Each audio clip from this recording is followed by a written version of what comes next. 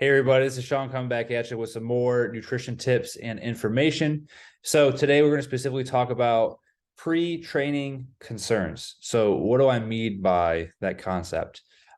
Typically leading up to training time, we're always going to promote as dietitians to have the athletes eat food before that training or activity, whether it's in the afternoon, whether it's in the morning, right? We need to make sure the athlete is properly fueled, fuel tank is topped off, so that way we can maximize what that athlete is doing in that training session, whether it's 30 minutes, an hour, 2 hours, or more than that.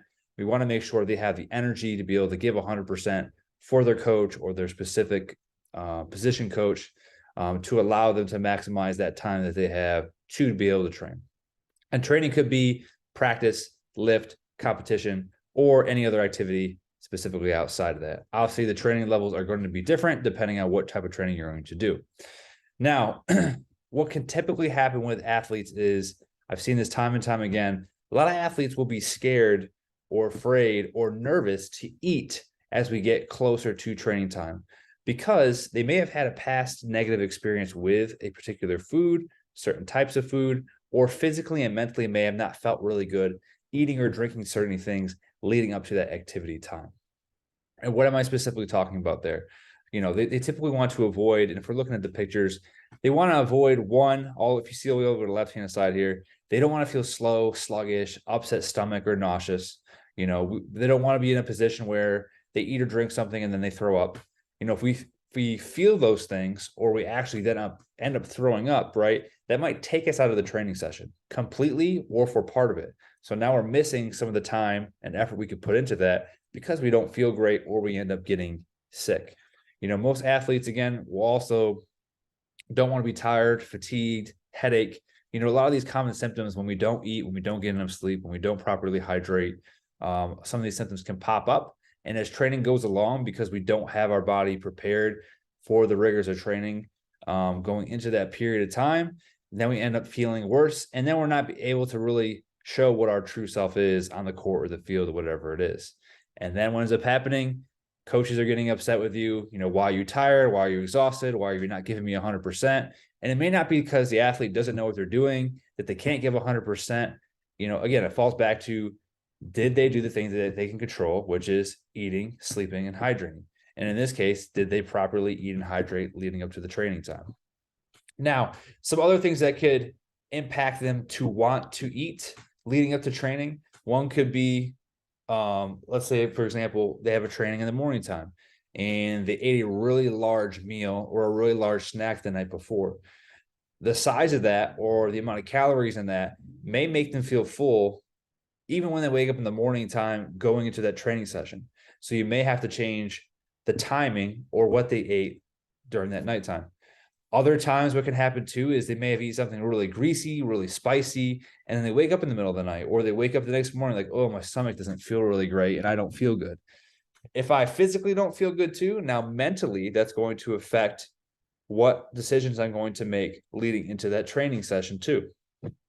Other things that could happen if you look at your sleep, if an athlete's going to bed between 12 and 2 o'clock, a lot of our hormones or regulating of our hormones happens at nighttime when we're sleeping between that 10 to 2 p.m. time. So, our ghrelin and our leptin, which controls our appetite, if those things are affected, that can affect whether we have an appetite or we don't have an appetite. If we're going to bed really late and our body isn't able to recover, we're only getting 4 to 6 hours of sleep, our mood may have changed.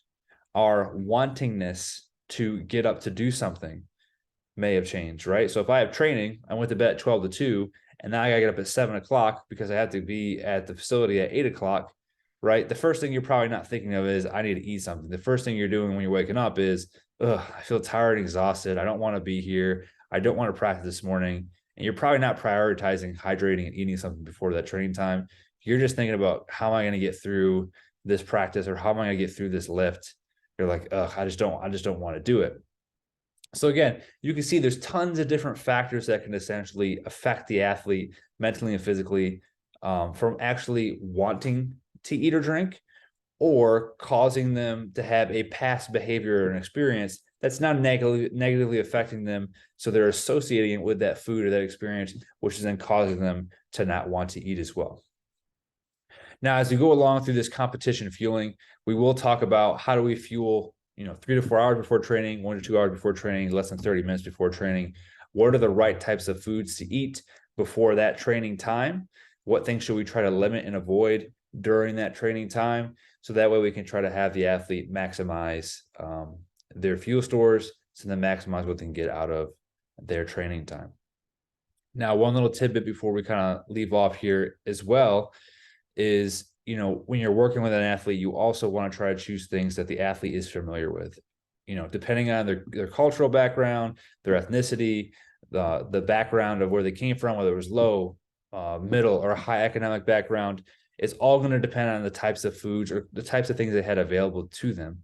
So you have to ask questions, ask what their background was growing up, ask the type of foods they typically eat, around their activity or competition or training time.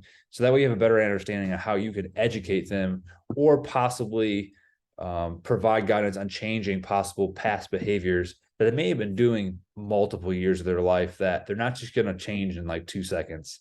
It may take you as a practitioner weeks, months, sometimes, which is very frustrating, but it happens, years to get them to see that they need to change it because it's going to make a difference. So if you guys want to watch my podcast, if you guys want to watch more sports nutrition videos like this, I also have some recipe videos too, breakfast, lunch, dinner, side dishes, snacks as well. All my stuff is in my bio on my link tree. You click my link tree, all my links are in one specific place. So you don't got to go clicking 1,000 different links. If you're also interested in sports nutrition services, I provide those as well. And you can hit me up on my email that I have provided down in my contact information. Hope you guys enjoyed and stay tuned for the next video.